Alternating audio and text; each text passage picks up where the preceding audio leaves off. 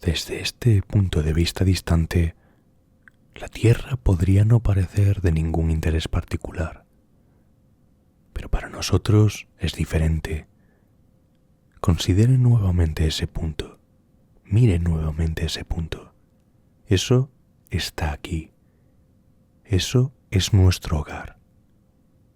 Eso somos nosotros. En él, todos los que amas, todos los que conoces, todos los que alguna vez escuchaste, todos los seres humanos que alguna vez existieron, vivieron sus vidas. El conjunto de nuestra alegría y sufrimiento, miles de religiones, ideologías y doctrinas económicas seguras de sí mismas, cada cazador y recolector, cada héroe y cobarde, cada creador y destructor de la civilización, cada rey y campesino, cada pareja enamorada, cada madre y padre, niño esperanzado, inventor y explorador, cada maestro de moral, cada político corrupto, cada superestrella, cada líder supremo, cada santo y pecador en la historia de nuestra especie vivió allí, en una mota de polvo suspendida en un rayo de sol. La Tierra es un escenario muy pequeño en una vasta arena cósmica. Pensemos en los ríos de sangre derramados por todos esos generales y emperadores para que, en la gloria y el triunfo, pudieran convertirse en los amos momentáneos de una fracción de un punto. Pensemos en las interminables crueldades que los habitantes de un rincón de ese píxel infligieron a los habitantes apenas distinguibles de algún otro rincón. Cuán frecuentes fueron sus malentendidos, cuán ansiosos están de matarse unos a otros, cuán fervientes fueron sus odios. Nuestras posturas, nuestra imaginaria autoimportancia, la ilusión de que tenemos una posición privilegiada en el universo, son desafiadas por este punto de luz pálida. Nuestro planeta es una mota solitaria en la gran oscuridad cósmica envolvente. En nuestra oscuridad, en toda esta inmensidad, no hay ningún indicio de que la ayuda venga de otro lugar para salvarnos de nosotros mismos. La Tierra es el único mundo conocido hasta ahora que alberga vida. No hay ningún otro lugar, al menos en el futuro cercano, al que nuestra especie pueda migrar. Visitar, sí. Establecerse, todavía no. Nos guste o no, por el momento la Tierra es donde nos establecemos. Se ha dicho que la astronomía es una experiencia que nos hace humildes y que nos ayuda a forjar el carácter. Tal vez no haya mejor demostración de la locura de las presunciones humanas que esta imagen distante de nuestro diminuto mundo. Para mí, subraya nuestra responsabilidad de tratarnos con más amabilidad unos a otros y de preservar y valorar ese punto azul pálido, el único hogar que hemos conocido.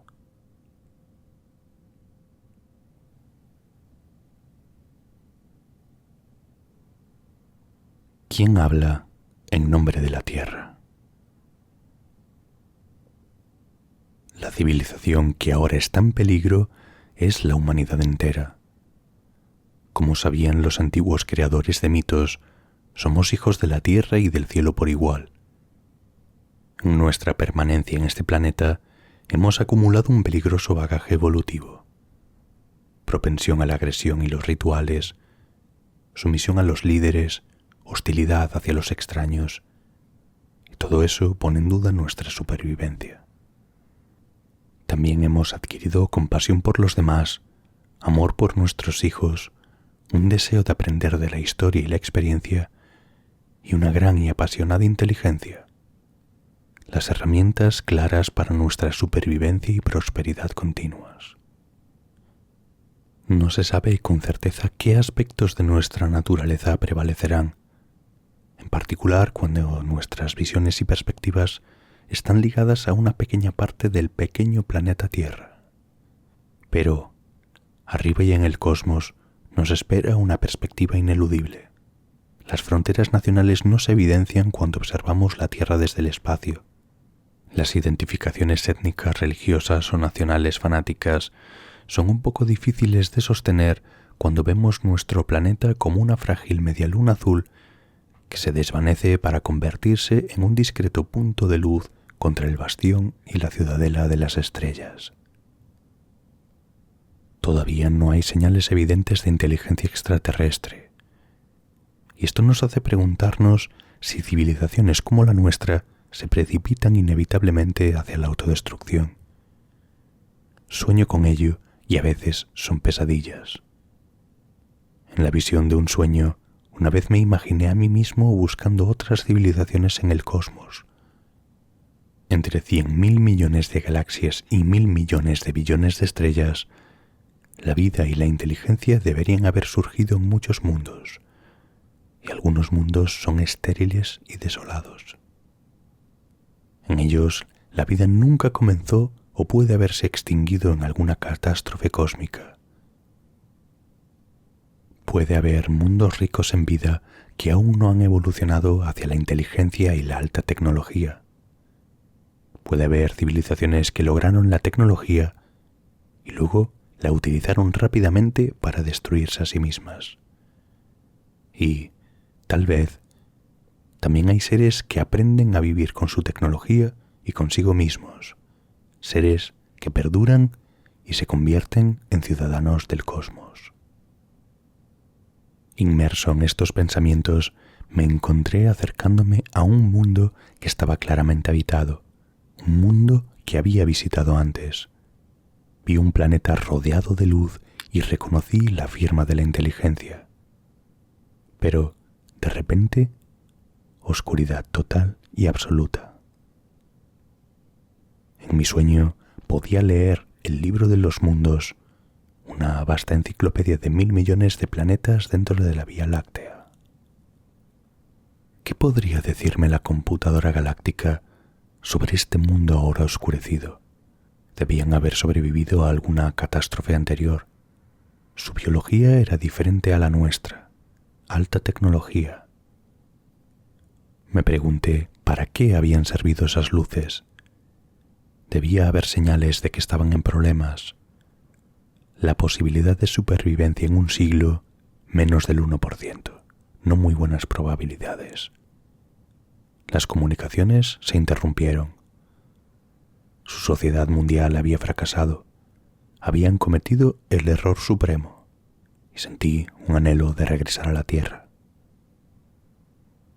Las transmisiones de televisión de la Tierra pasaban a toda velocidad a mi lado, expandiéndose lejos de nuestro planeta a la velocidad de la luz. Luego, de repente, silencio total y absoluto, pero el sueño aún no había terminado. ¿Habíamos destruido nuestro hogar? ¿Qué le habíamos hecho a la Tierra? Había habido muchas maneras de que la vida pereciera en nuestras manos. Habíamos envenenado el aire y el agua. Habíamos asolado la Tierra. Tal vez habíamos cambiado el clima. ¿Podría haber sido una plaga o una guerra nuclear? Recordé la computadora galáctica. ¿Qué diría sobre la Tierra? Allí estaba nuestra región de la galaxia. Allí estaba nuestro mundo. Había encontrado la entrada para la Tierra. Humanidad tercera desde el Sol. Habían escuchado nuestras transmisiones de televisión y las habían considerado una solicitud para la ciudadanía cósmica. Nuestra tecnología había estado creciendo enormemente. En eso tenían razón. 200 estados nacionales, alrededor de 6 potencias globales, el potencial de convertirse en un planeta, probabilidad de supervivencia durante un siglo, aquí también menos del 1%. Así que era una guerra nuclear, un intercambio nuclear total. Ya no habría más grandes preguntas, No más respuestas. Nunca más un amor o un hijo. Ningún descendiente que nos recuerde y esté orgulloso. No más viajes a las estrellas. No más canciones de la tierra. Vi el este de África y pensé, hace unos pocos millones de años los humanos dimos nuestros primeros pasos allí. Nuestros cerebros crecieron y cambiaron. Las partes viejas comenzaron a ser guiadas por las partes nuevas, y esto nos hizo humanos, con compasión, previsión y razón. Pero, en cambio, escuchamos esa voz reptil dentro de nosotros, que nos aconsejaba miedo, territorialidad y agresión. Aceptamos los productos de la ciencia y rechazamos sus métodos. Tal vez los reptiles desarrollen inteligencia una vez más. Tal vez un día haya civilizaciones nuevamente en la Tierra. Habrá vida, habrá inteligencia, pero no habrá más humanos, ni aquí ni en 1000 millones de mundos. Toda persona pensante teme una guerra nuclear, y todas las naciones tecnológicas la preparan. Todo el mundo sabe que es una locura y todos los países tienen una excusa.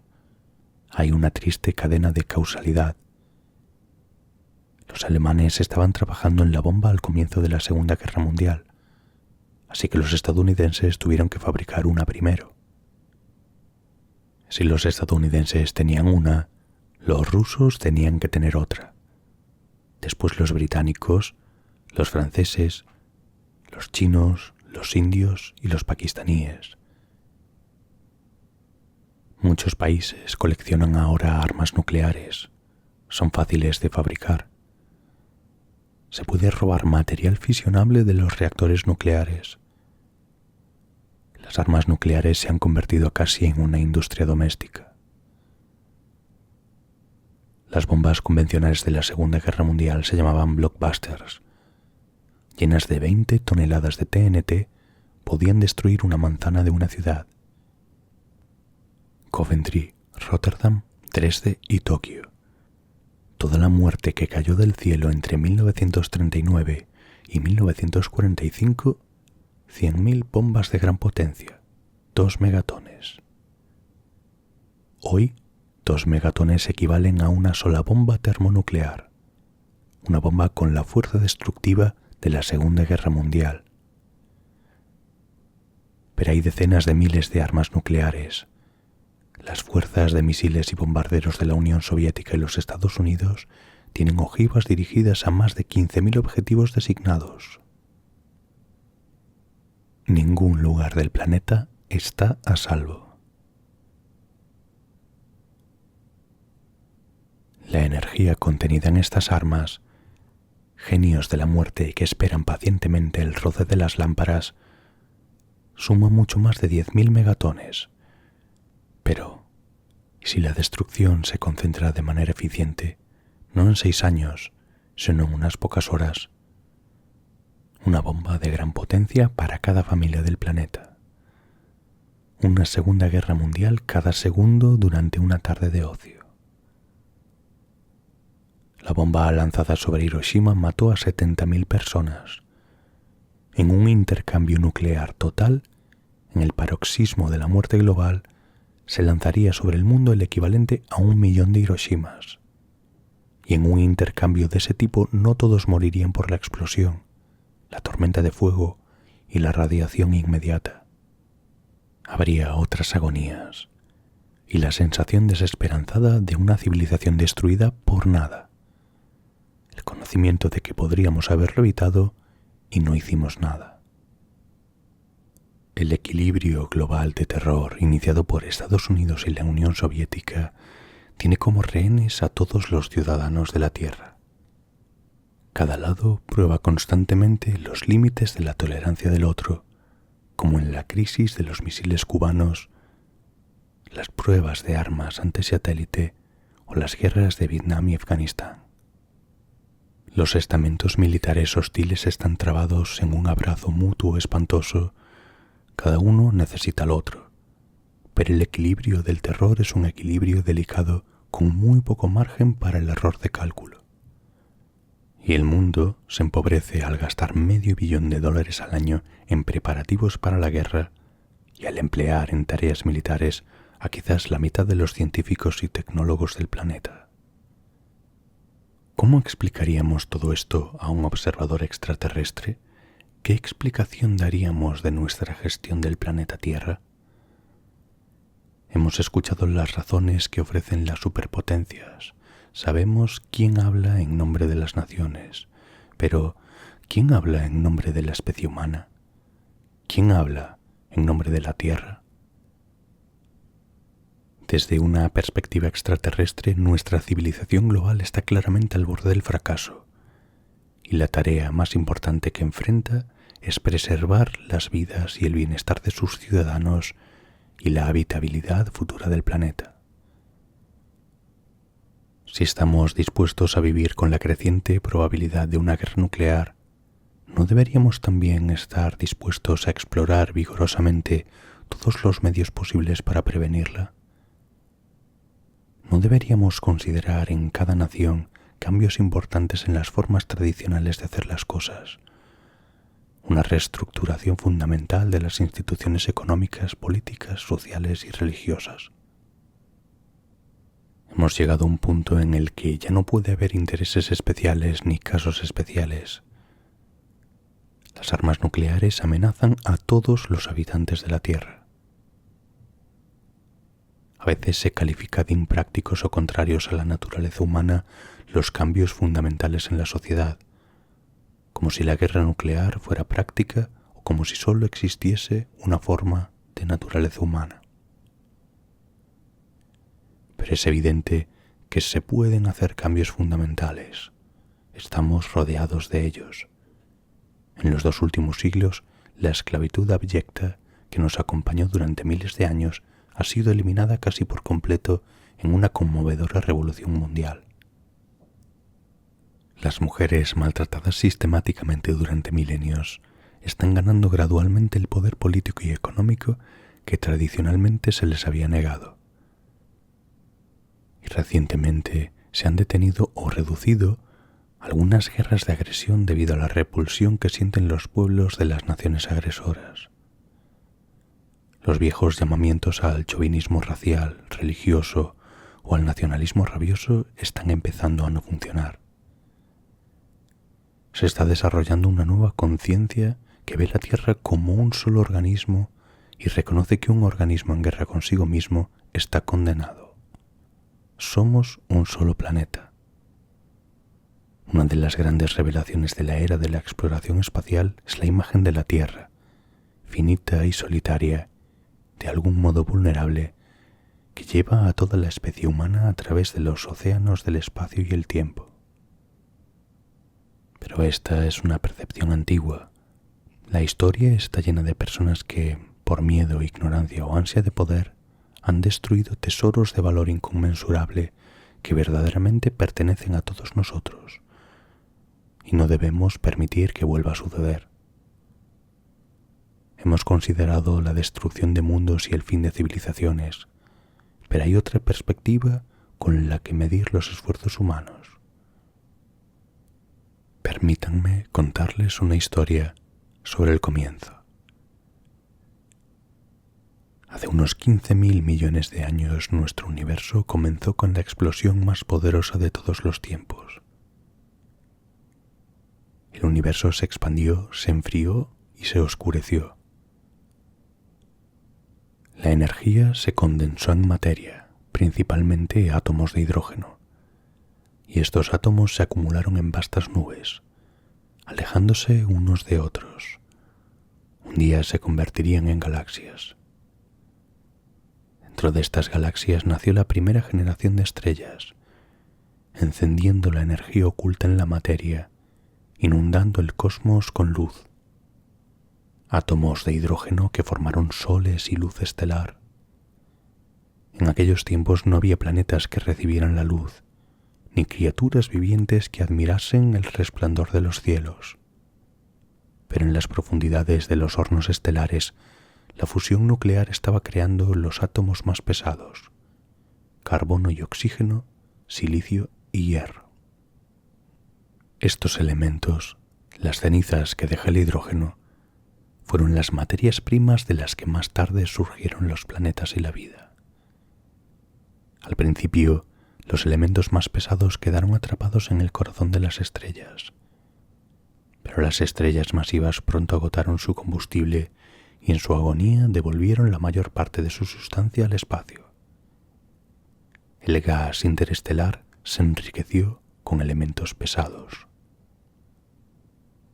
En la galaxia de la Vía Láctea, la materia del cosmos se recicló en nuevas generaciones de estrellas ahora ricas en átomos pesados, un legado de sus antepasados estelares. Y en el frío del espacio interestelar se acumularon grandes nubes turbulentas por la gravedad y se agitaron por la luz de las estrellas. En las profundidades, los átomos pesados se condensaron en granos de polvo rocoso y hielo, moléculas complejas basadas en el carbono. De acuerdo con las leyes de la física y la química, los átomos de hidrógeno habían dado origen a la materia de la vida. En otras nubes, agregados más masivos de gas y polvo formaron generaciones posteriores de estrellas. A medida que se formaban nuevas estrellas, se formaban cerca de ellas diminutas condensaciones de materia, fosos discretos de roca y material, hielo y gas, que se convertirían en los planetas. Y en estos mundos, como en las nubes interestelares, se formaron moléculas orgánicas hechas de átomos que se habían cocido en el interior de las estrellas.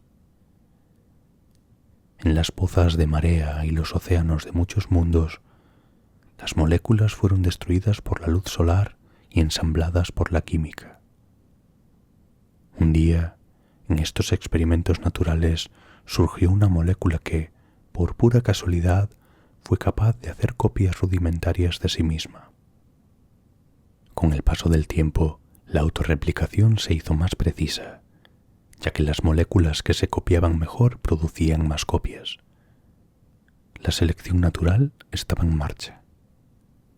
Las complejas máquinas moleculares habían evolucionado lenta e imperceptiblemente. La vida había comenzado. Los colectivos de moléculas orgánicas evolucionaron hasta convertirse en organismos unicelulares. Estos produjeron colonias multicelulares. Varias partes se convirtieron en órganos especializados. Algunas colonias se adhirieron al fondo del mar, otras nadaban libremente. Los ojos evolucionaron y ahora el cosmos podía ver. Los seres vivos avanzaron para colonizar la Tierra. Los reptiles dominaron durante un tiempo y dieron paso a pequeñas criaturas de sangre caliente con cerebros más grandes que desarrollaron destreza y curiosidad por su entorno. Aprendieron a utilizar herramientas, fuego y lenguaje. El material estelar, la ceniza de la alquimia estelar, había emergido a la conciencia. Somos una forma de que el cosmos se conozca a sí mismo. Somos criaturas del cosmos y siempre ansiamos conocer nuestros orígenes, comprender nuestra conexión con el universo. ¿Cómo llegó a existir todo? Cada cultura del planeta ha ideado su propia respuesta al enigma que plantea el universo. Todas las culturas celebran los ciclos de la vida y la naturaleza. Hay muchas formas diferentes de ser humano. Pero un visitante extraterrestre que examinara las diferencias entre las sociedades humanas encontraría que esas diferencias son triviales comparadas con las similitudes. Somos una especie. Somos materia estelar que recoge la luz de las estrellas. Nuestras vidas, nuestro pasado y nuestro futuro están ligados al Sol, la Luna y las estrellas. Nuestros antepasados sabían que su supervivencia dependía de la comprensión de los cielos. Construyeron observatorios y computadoras para predecir el cambio de las estaciones mediante los movimientos del firmamento. Todos descendemos de astrónomos. El descubrimiento de que existe un orden en el universo, de que existen leyes de la naturaleza, es la base sobre la que se construye la ciencia actual. Nuestra concepción del cosmos, toda la ciencia y la tecnología modernas, se remonta a las preguntas que plantean las estrellas. Sin embargo, incluso hace 400 años, todavía no teníamos idea de nuestro lugar en el universo. El largo viaje hacia esa comprensión requirió tanto un respeto inquebrantable por los hechos como un deleite por el mundo natural. Johannes Kepler escribió: «No nos preguntamos por qué cantan los pájaros, pues el canto es su placer, ya que fueron creados para cantar. De la misma manera, no deberíamos preguntarnos por qué la mente humana se molesta en sondear los secretos de los cielos. La diversidad de los fenómenos de la naturaleza es tan grande y los tesoros ocultos en los cielos son tan ricos precisamente para que la mente humana nunca carezca de nuevos enriquecimientos. Es un derecho innato de cada niño volver a encontrarse con el cosmos en todas las culturas y en todas las épocas. Cuando esto no sucede, experimentamos una profunda sensación de asombro. Los más afortunados de nosotros son guiados por maestros que canalizan esa euforia. Nacemos para deleitarnos con el mundo. Se nos enseña a distinguir nuestras preconcepciones de la verdad. Luego se descubren nuevos mundos a medida que desciframos los misterios del cosmos. La ciencia es una empresa colectiva que abarca muchas culturas y abarca generaciones de todas las épocas y, a veces, en los lugares más inesperados hay quienes desean con gran pasión comprender el mundo. No hay forma de saber de dónde surgirá el próximo descubrimiento. ¿Qué sueño de la mente rehará el mundo? Estos sueños comienzan como imposibles. En un tiempo incluso ver un planeta a través de un telescopio era un asombro. Pero estudiamos estos mundos, descubrimos cómo se movían en sus órbitas y pronto estábamos planeando viajes de descubrimiento más allá de la Tierra y enviando exploradores robot a los planetas y las estrellas. Los humanos anhelamos estar conectados con nuestros orígenes, por eso creamos rituales. La ciencia es otra forma de experimentar ese anhelo. También nos conecta con nuestros orígenes y también tiene sus rituales y sus mandamientos. Su única verdad sagrada es que no hay verdades sagradas. Todas las suposiciones deben examinarse críticamente. Los argumentos de autoridad no valen nada. Todo lo que sea incoherente con los hechos, por mucho que nos guste, debe descartarse o revisarse. La ciencia no es perfecta. A menudo se la utiliza mal. Es solo una herramienta, pero es la mejor herramienta que tenemos. Se autocorrige, cambia constantemente y se aplica a todo. Con esta herramienta vencemos lo imposible. Con los métodos de la ciencia hemos comenzado a explorar el cosmos. Por primera vez, los descubrimientos científicos son ampliamente accesibles. Nuestras máquinas, los productos de nuestra ciencia, están ahora más allá de la órbita de Saturno. Se ha realizado un reconocimiento preliminar con naves espaciales de 20 nuevos mundos. Hemos aprendido a valorar la observación cuidadosa, a respetar los hechos incluso cuando son inquietantes, cuando parecen contradecir la sabiduría convencional. Dependemos de la libre investigación y del libre acceso al conocimiento. Nosotros, los humanos, hemos visto los átomos que constituyen toda la naturaleza y las fuerzas que esculpieron esta obra y otras. Hemos descubierto que las moléculas de la vida se forman fácilmente en las condiciones que existen en todo el cosmos. Hemos cartografiado las máquinas moleculares del corazón de la vida. Hemos descubierto un microcosmos en una gota de agua.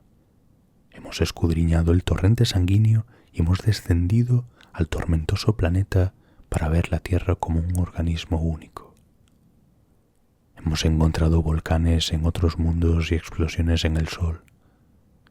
Hemos estudiado cometas de las profundidades del espacio y hemos rastreado sus orígenes y destinos. Hemos escuchado los púlsares y hemos buscado otras civilizaciones. Nosotros, los humanos, hemos puesto un pie en otro mundo, en un lugar llamado el Mar de la Tranquilidad. Un logro asombroso para criaturas como nosotros, cuyas primeras pisadas de 3,5 millones de años de antigüedad se conservan en las cenizas volcánicas del este de África. Hemos caminado mucho. Estas son algunas de las cosas que hacen los átomos de hidrógeno a lo largo de 15,000 millones de años de evolución cósmica. Suena a mito épico, pero es simplemente una descripción de la evolución del cosmos tal como la revela la ciencia en nuestro tiempo. Y nosotros, los que encarnamos los ojos, oídos, pensamientos y sentimientos locales del cosmos, hemos empezado al menos a preguntarnos sobre nuestros orígenes. Materia estelar que contempla las estrellas, colecciones organizadas de 10,000 millones de billones de átomos que contemplan la evolución de la naturaleza, que siguen ese largo camino por el que llegó a la conciencia aquí en el planeta Tierra y tal vez en todo el cosmos. Nuestra lealtad es hacia la especie y hacia el planeta. Hablamos en nombre de la Tierra. Nuestra obligación de sobrevivir y prosperar no se debe solo a nosotros mismos, sino también a ese cosmos antiguo y vasto del que provenimos.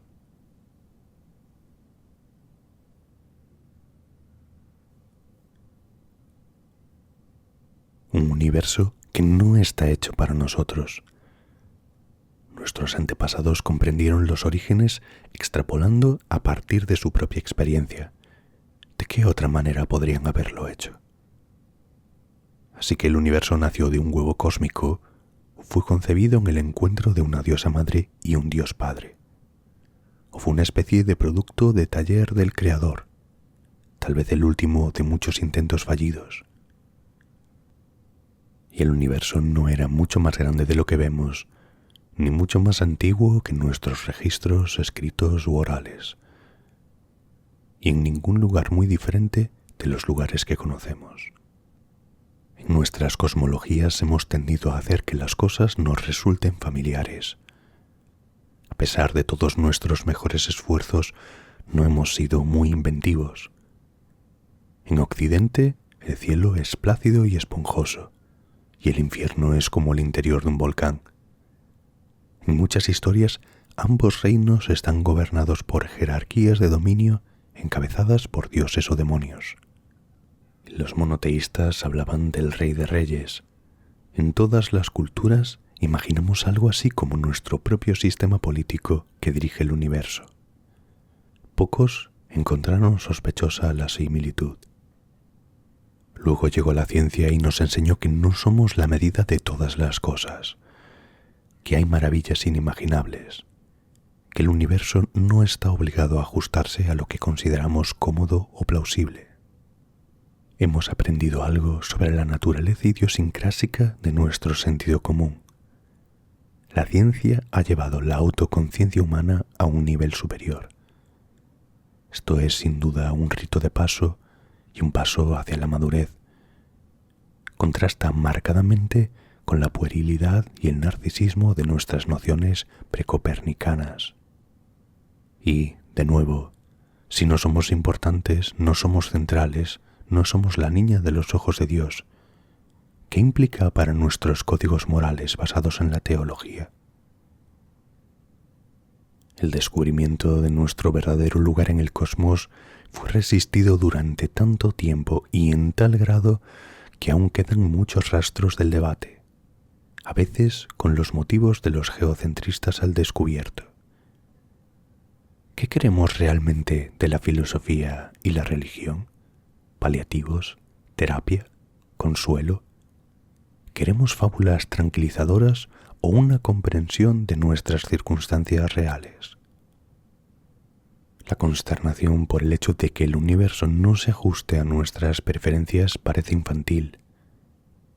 Se podría pensar que los adultos se avergonzarían de publicar tales decepciones.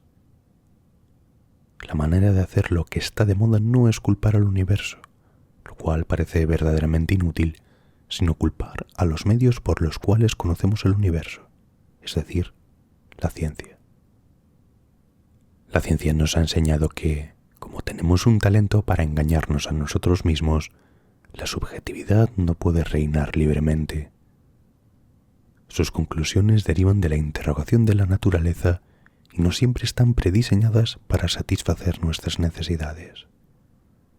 Reconocemos que incluso los líderes religiosos más reverenciados, producto de su tiempo, como nosotros lo somos del nuestro, pueden haber cometido errores.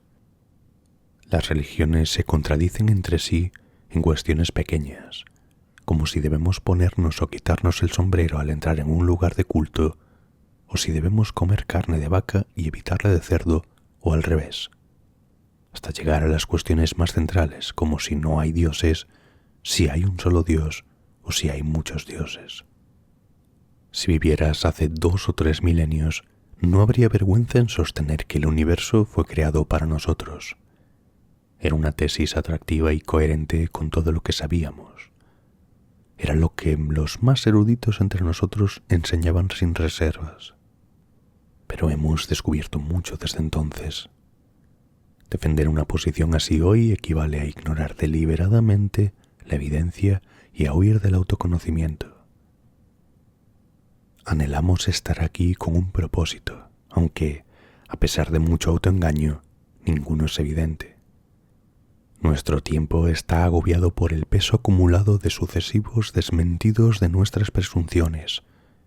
Somos unos recién llegados. Vivimos en un paraje cósmico, surgimos de microbios y lodo. Los simios son nuestros primos. Nuestros pensamientos y sentimientos no están totalmente bajo nuestro control. Puede que haya seres mucho más inteligentes y muy diferentes en otros lugares. Y, encima de todo esto, estamos haciendo un desastre en nuestro planeta y convirtiéndonos en un peligro para nosotros mismos. La trampilla bajo nuestros pies se abre de golpe. Nos encontramos en una caída libre sin fondo. Estamos perdidos en una gran oscuridad y no hay nadie que envíe un grupo de rescate. Dada una realidad tan dura, por supuesto que nos sentimos tentados a cerrar los ojos y fingir que estamos seguros y cómodos en casa, que la caída es solo una pesadilla. Una vez que superamos nuestro miedo a ser diminutos, nos encontramos en el umbral de un vasto y asombroso universo que empequeñece por completo, en tiempo, espacio y potencial, el ordenado proscenio antropocéntrico de nuestros antepasados. Miramos a través de miles de millones de años de luz de espacio para ver el universo poco después del Big Bang y sondeamos la fina estructura de la materia. Observamos el núcleo de nuestro planeta y el ardiente interior de nuestra estrella. Leemos el lenguaje genético en el que están escritas las diversas habilidades y propensiones de cada ser en la Tierra. Descubrimos capítulos ocultos en el registro de nuestros propios orígenes y, con cierta angustia, entendemos mejor nuestra naturaleza y nuestras perspectivas. Inventamos y refinamos la agricultura, sin la cual casi todos moriríamos de hambre. Creamos medicamentos y vacunas que salvan las vidas de miles de millones de personas. Nos comunicamos a la velocidad de la luz y giramos alrededor de la Tierra en 1 hora y media. Hemos enviado docenas de naves a más de 70 mundos y 4 naves espaciales a las estrellas. Para nuestros antepasados, la naturaleza tenía muchas cosas que temer. Rayos, tormentas, terremotos, volcanes, plagas, sequías y largos inviernos. Las religiones surgieron en parte como intentos de propiciar y controlar, aunque no tanto de comprender, el aspecto desordenado de la naturaleza. ¿Cuánto más satisfactorio sería que nos hubieran colocado en un jardín hecho a medida para nosotros, con sus otros ocupantes allí para que los usáramos como nos pareciera conveniente? Hay una historia célebre en la tradición occidental como esta, salvo que no todo estaba allí para nosotros. Había un árbol en particular del que no debíamos participar, un árbol del conocimiento. El conocimiento, la comprensión y la sabiduría nos estaban prohibidos en esta historia. Debíamos mantenernos ignorantes. Pero no podíamos evitarlo. Estábamos hambrientos de conocimiento. Podríamos decir que fuimos creados hambrientos. Ese fue el origen de todos nuestros problemas. En particular, es la razón por la que ya no vivimos en un jardín. Descubrimos demasiado. Mientras no tuviéramos curiosidad y fuésemos obedientes, imagino que podíamos consolarnos con nuestra importancia y centralidad y decirnos que éramos la razón por la que se creó el universo. Sin embargo, cuando empezamos a satisfacer nuestra curiosidad, a explorar, a aprender cómo es realmente el universo, nos expulsamos del Edén. Se colocaron ángeles con una espada llameante como centinelas en las puertas del paraíso para impedir nuestro regreso. Los jardineros se convirtieron en exiliados y vagabundos. De vez en cuando lamentamos ese mundo perdido, pero eso, me parece, es sensiblero y sentimental. No podríamos haber permanecido felices en la ignorancia para siempre. En este universo hay mucho de lo que parece ser diseño, pero en cambio descubrimos repetidamente que los procesos naturales, la selección por colisión de mundos, por ejemplo, o la selección natural de acervos genéticos, o incluso el patrón de convección en una olla de agua hirviendo, pueden extraer orden del caos y engañarnos para que deduzcamos un propósito donde no lo hay. El significado de nuestras vidas y nuestro frágil planeta está determinado entonces solo por nuestra propia sabiduría y coraje. Somos los custodios del sentido de la vida. Anhelamos un Padre que nos cuide, que nos perdone nuestros errores, que nos salve de nuestros descuidos infantiles. Pero el conocimiento es preferible a la ignorancia. Es mucho mejor aceptar la dura verdad que una fábula tranquilizadora. Si anhelamos algún propósito cósmico, entonces busquemos un objetivo digno.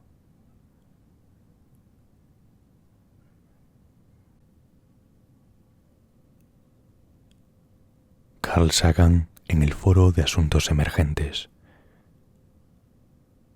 Creo que la elección del tema del cambio global es sumamente importante porque se trata de un tema en el que el riesgo es muy alto. El tema está alejado de la vida cotidiana. Las soluciones no pueden darse en el transcurso de un año o dos. Implica cuestiones científicas que están lejos del conocimiento cotidiano de muchas personas. Y por esta constelación de razones plantea difíciles cuestiones de política pública. Mi propia participación en el tema del calentamiento global no comenzó en este mundo maravilloso, sino en el estudio de un mundo diferente, Venus, nuestro vecino planetario más cercano. He tenido la gran suerte de no solo haber presenciado, sino también de haber participado en el primer reconocimiento preliminar histórico del sistema solar en el que vivimos. A partir de 1962, cuando Estados Unidos lanzó con éxito el primer vehículo interplanetario, el Mariner 2, los humanos, principalmente estadounidenses y soviéticos, hemos enviado naves espaciales para visitar todos los planetas conocidos por los antiguos, por nuestros antepasados, y muchos otros mundos además. Hemos examinado muchas docenas de mundos, algunos de ellos con gran detalle después de haber aterrizado en sus superficies, y la mayoría volando a gran velocidad pero con instrumentos de enorme capacidad tomando los datos a medida que pasamos rápidamente. Se ha adquirido una enorme cantidad de información importante e interesante. La perspectiva que obtenemos sobre esos otros mundos ilumina una amplia gama de la ciencia. Uno de los temas en los que más me he centrado, que más me ha preocupado, es el tema de la vida en otros lugares. Y es ciertamente un resumen justo decir que en estas docenas de mundos, si bien tenemos muchos casos de materia orgánica prebiológica, movimientos e indicios de vida, sin embargo no hay nada, ni el más mínimo indicio de algo vivo en estos mundos. Pasé más de un año, por así decirlo, en el planeta Marte. En 1976 y 77, después de la nave espacial Viking, dos de ellas aterrizaron en Marte, teníamos un arsenal de instrumentos para buscar vida y no había nada, ni una huella, ni un microbio, ni siquiera una molécula orgánica. La lección es que puedes tener docenas de mundos, algunos de ellos impresionantes en esplendor y belleza, sin vida en ninguno de ellos. La vida es algo raro y precioso. Hay algo extraordinario en el planeta en el que tenemos el privilegio de vivir, y en esta forma peculiarmente autocomplaciente de nosotros mismos. La vida es rara. Esa es la lección de explorar el espacio.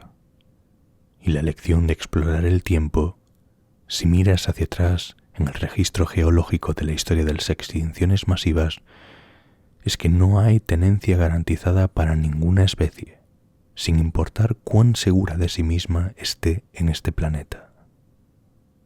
Hace 65 millones de años ocurrió un evento que no solo acabó con los dinosaurios, sino que acabó con la mayoría de las especies de vida en la Tierra. Esto le puede pasar a cualquiera. Estas exploraciones en el espacio y el tiempo nos recuerdan o advierten que no podemos garantizar que sigamos existiendo felizmente. Es importante comprender nuestro mundo y, en mi opinión, también el de los demás. Una lección del planeta Venus.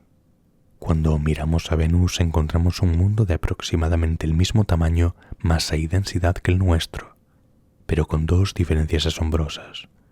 Una es que hay una atmósfera masiva unas 90 veces la presión superficial del aire aquí en la Tierra. Y la otra es que la temperatura de la superficie es sorprendentemente alta. La superficie de Venus está a 450 grados, lo suficientemente caliente como para derretir estaño o plomo, más caliente que el horno doméstico más caliente. Y no es porque Venus esté un poco más cerca del Sol, ya que las nubes de Venus son más brillantes que las de la Tierra, y Venus refleja mucha más luz de vuelta al espacio en relación a la Tierra, por lo que debería ser más frío y no más cálido.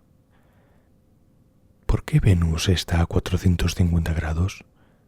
Por el efecto invernadero. Esa atmósfera masiva está hecha principalmente de dióxido de carbono y una gran cantidad de dióxido de carbono puede atrapar el calor y calentar un planeta. Esto es, afirmo, una especie de advertencia providencial para nosotros. No estoy sugiriendo ni por un momento que hubo una especie de venusianos que se negaron a conducir automóviles de bajo consumo de combustible y que esto es lo que sucedió a su planeta.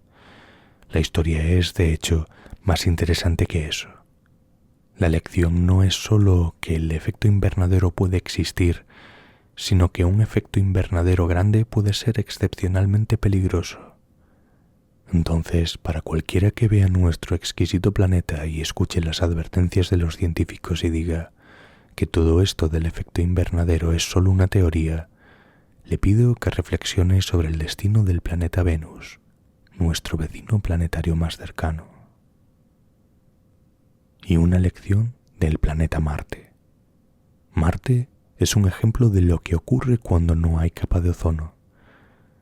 Creemos que la razón por la que no solo no encontramos rastros de vida, sino ni siquiera una molécula orgánica en la superficie de Marte es que Marte tiene un agujero de ozono tan grande como el planeta, por así decirlo. El ozono es insignificante y la luz ultravioleta del Sol llega a la superficie sin impedimentos. La superficie se vuelve rica en moléculas fabulosamente oxidantes que simplemente devoran cualquier materia orgánica que haya allí. Marte es también una advertencia para nosotros, los que estamos empujando y tirando de un entorno planetario que aún no entendemos lo suficiente. ¿Cuándo es el momento adecuado para actuar? ¿Qué sucede cuando un grupo de científicos hace alguna predicción de un desastre inminente? Si siguen haciendo esto y aquello que dicen, se producirá la catástrofe siguiente. Y cambiar la catástrofe, evitarla o mitigarla va a ser costoso. Puede que requiera cambiar la forma en que pensamos, en cuyo caso es políticamente costoso. O puede implicar cambiar la forma en que hacemos negocios, en cuyo caso es fiscalmente costoso. De una forma u otra va a ser caro. ¿En qué momento los responsables políticos tienen que tomar esto en serio? Este es un tema que es extremadamente actual hoy en día. Desde los responsables políticos y las predicciones de desastres, llegaré a la antigua Grecia. Y ambas historias se pueden encontrar en la literatura griega clásica. La primera es Heródoto y la segunda en la obra de Esquilo Agamenón. Ambas se basan, al menos en parte, en eventos históricos. El primer caso que quiero contarles es el de Croesis, rey de Lidia. Apolo era el dios del sol, pero además de ser el encargado de la luz solar, tenía otra especialidad y era el ser encargado de la profecía. No solo la profecía generalizada, sino la profecía sistemática en instituciones humanas llamados oráculos, el más famoso de los cuales era el oráculo de Delfos. Y la forma en que funcionaba era ir a Delfos como suplicante. Llevabas algunos regalos para la sacerdotisa que se llamaba la Picia y decías cuál era tu preocupación. Y después, la Picia, generalmente en una especie de trance, regresaba con el consejo de los dioses, o al menos de Apolo. Croesis era inmensamente rico. Una de las razones por las que era tan rico era porque fue uno de los muchachos que inventaron el dinero. Las primeras monedas de metal en la historia humana, hasta donde sabemos, fueron acuñadas en Lidia durante el reinado de Croesis. Lidia está en Anatolia, la actual Turquía. Podemos especular sobre la razón, pero las ambiciones de Croesis no se limitaban a las fronteras de su pequeña nación. Tenía objetivos más grandes y pensó, ¿no sería una buena idea conquistar Persia? Persia era la superpotencia del siglo VII a.C. Entonces Croesis tenía cierto grado de inquietud debido al poder del imperio persa. Así que, naturalmente, envió emisarios al oráculo de Delfos. Y la pregunta que hicieron sus emisarios en nombre de Croesis fue: ¿qué pasará si Croesis hace la guerra a Persia? Y sin dudarlo, la sacerdotisa Apicia respondió: destruirá un poderoso imperio. Los dioses están con nosotros, pensó Croesis, es hora de invadir. Así que reunió un vasto ejército mercenario, invadió Persia y fue derrotado rápida y humillantemente.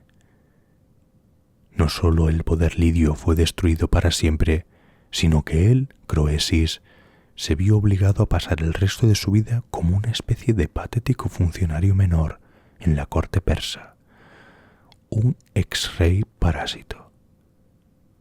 La injusticia realmente lo afectó. Después de todo, Croesis había jugado según las reglas. Había pedido consejo a la Picia. Ella se lo dio. Él actuó en consecuencia y miren lo que sucedió. Ella lo había tratado mal. Entonces, después de meditarlo durante años, envió otro emisario a Delfos. Este llevaba regalos mucho menos opulentos de lo que correspondía a su ahora disminuida posición y preguntó: ¿Cómo pudiste hacerme esto? Y aquí, de la historia de Heródoto, está la respuesta del dios. La profecía dada por Apolo decía que si Croesis hacía la guerra a una persona, destruiría un poderoso imperio. Ahora bien, ante eso, dijo la sacerdotisa, si hubiera estado bien avisado, debería haber enviado a preguntar otra vez si se hablaba de su propio imperio o del de Ciro, el emperador persa. Pero Croesis no entendió lo que se decía ni volvió a hacer preguntas. Así que no tiene a nadie a quien culpar más que a sí mismo. Ahora bien, si el oráculo de Delfos fuera solo una especie de estafa institucionalizada para desplumar a los reyes crédulos, entonces, por supuesto, necesitaría excusas para explicar por qué los errores inevitables disfrazados de ambigüedades son el pan de cada día de los oráculos. Sin embargo, la lección de la picia es pertinente. Incluso a los oráculos debemos hacerles preguntas inteligentes. Incluso o especialmente cuando nos dicen lo que queremos oír. Los responsables políticos no deben aceptar ciegamente. Tienen que entender, tienen que hacer preguntas. No deben dejar que sus propias ambiciones se interpongan en el camino de la comprensión.